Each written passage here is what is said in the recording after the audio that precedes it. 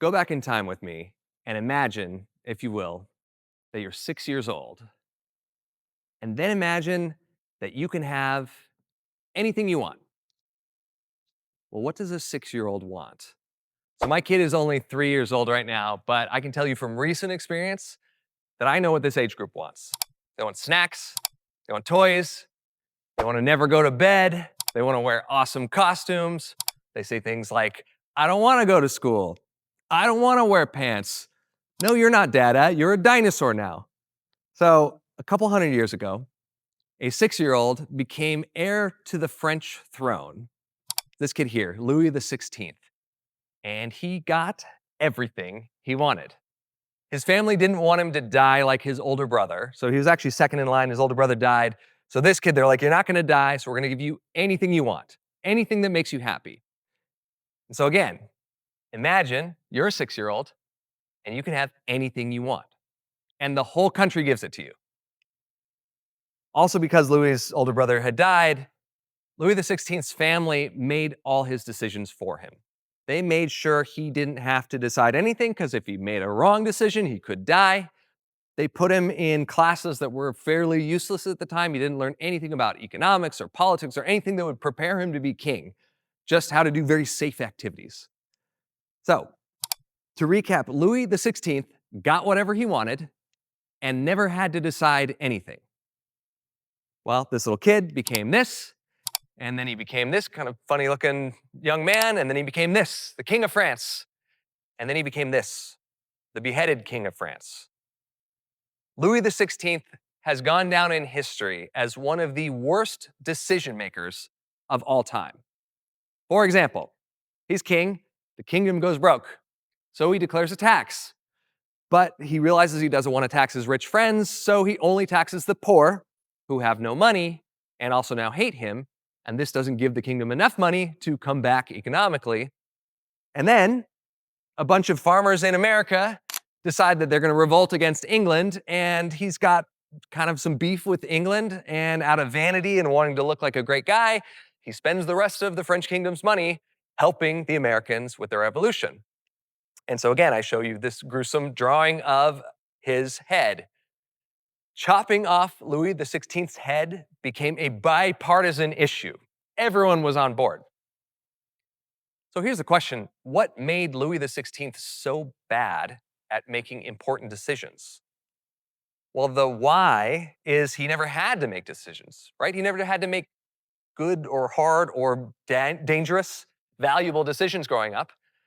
The second part is he was divorced from the consequences of anything he requested. You know, you can have anything you want as a 6-year-old on up, and it doesn't matter the collateral damage or the ripple effect or the cost to society because you're the heir to the throne.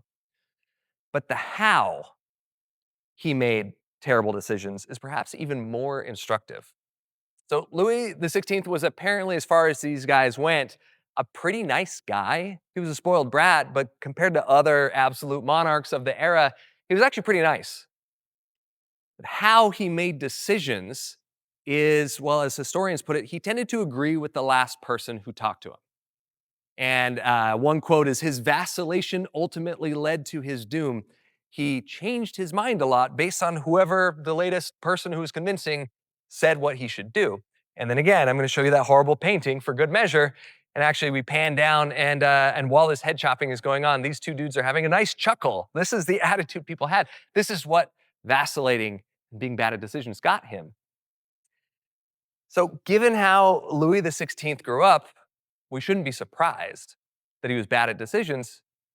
But here's the thing, this is a 200-year-old story, and yet it reminds me exactly of what we're going through today, specifically with artificial intelligence. AI tells us whatever we want.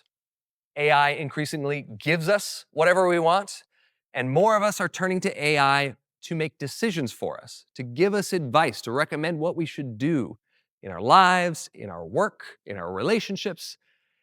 And sci-fi writers have actually been imagining the outcome of this for years. The classic book, I love this book, The Time Machine by Wells.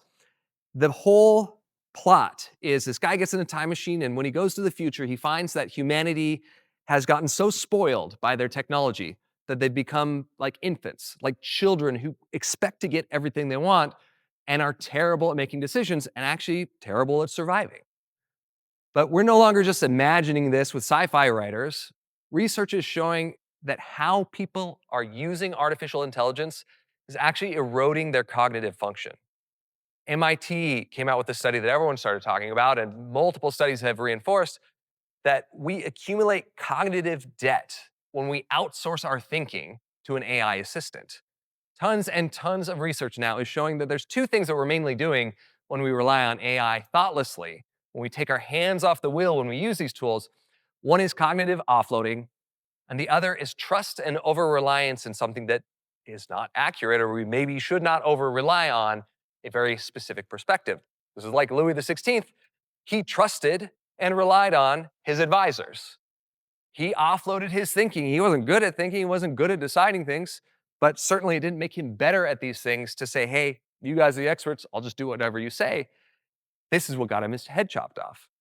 There's no need to think if you don't want to when you're the king and you have these people doing whatever it takes. There's also no need to think if you don't want to if your head isn't connected to your body. And sometimes our advisors are wrong. Sometimes our current advisor, ChatGPT or Gemini, are wrong, like when it says that parrots make good prison inmates. So I don't want us to become Louis XVI. That's the point of this. And the good news is that we can build mental muscles that directly improve our experience with technology like artificial intelligence that can help prevent us from losing our heads.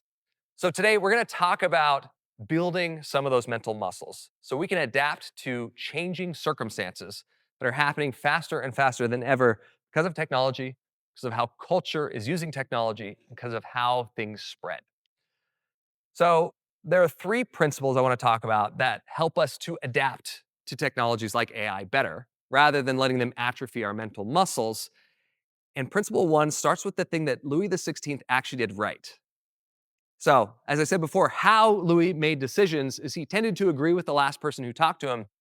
There's actually something good to this. Most dictators don't like to change their minds. People with lots of power usually believe they're better and smarter than everyone. This is, the classic example of the egomaniac, like every Disney villain. Louis XVI didn't have this. He was willing to change his mind based on the advice of other people. Egomaniacs, on the other hand, are, scientifically, psychologically, they're folks whose idea of their own importance crowds out two things: reality and other people. Other people's importance, the real situation of the world around them, they fade into the background because the balloon of me gets bigger and bigger. But this isn't just a kings and villain kind of thing. Here's actually a bummer statistic about entrepreneurs. Harvard Business School research shows that 76% of entrepreneurs refuse to change course when they're presented with evidence that their business isn't working.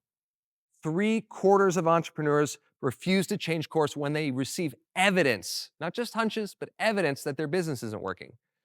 And it's because for these entrepreneurs, not changing course is not about good business decision making, it's about them. It's about how when you start a business, you raise money from people, you tell your friends and family who are telling you you're crazy that this thing is going to work. You put all of this into it, and then when it's not working, your ego crowds out reality and tells you that you shouldn't look at this evidence. This is what egomania is about, and we all can suffer from it. Is that when the sense of your own importance or what you have on the line crowds out reality. So being willing to change is good. This is what Louis XVI did right. But egomania has a sneaky cousin.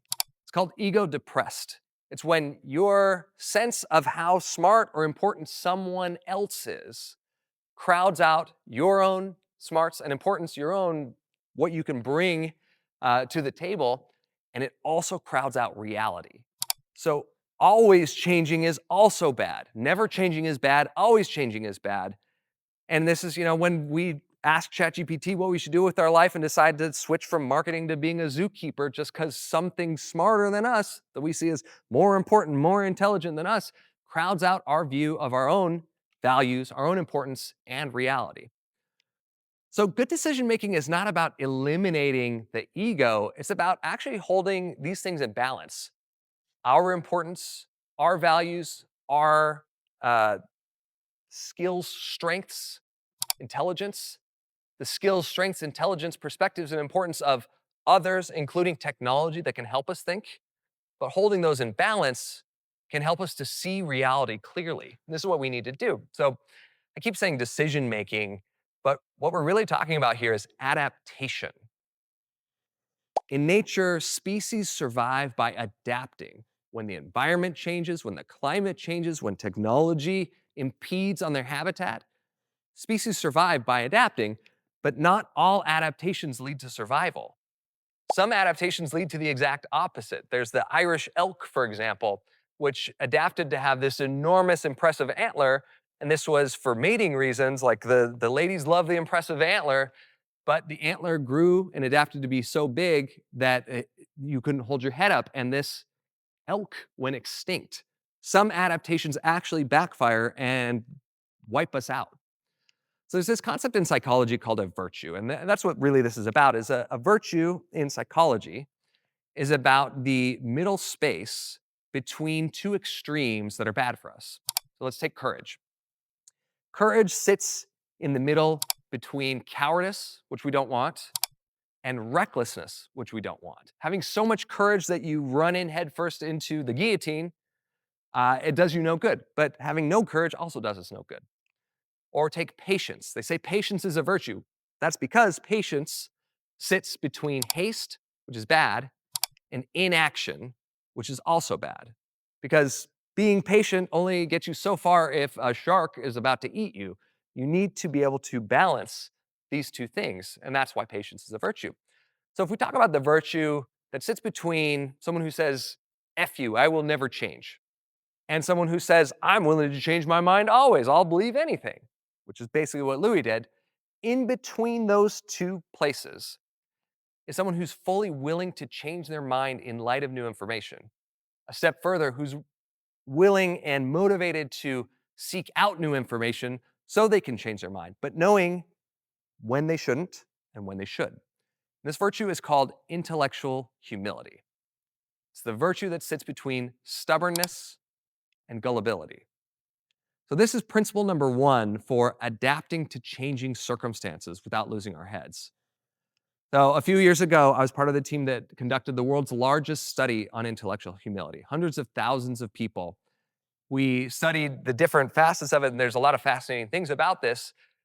But in the next few minutes, I want to distill what we learned from those hundreds of thousands of people, 3 habits and techniques that can help us to know when to change course and when to hold course.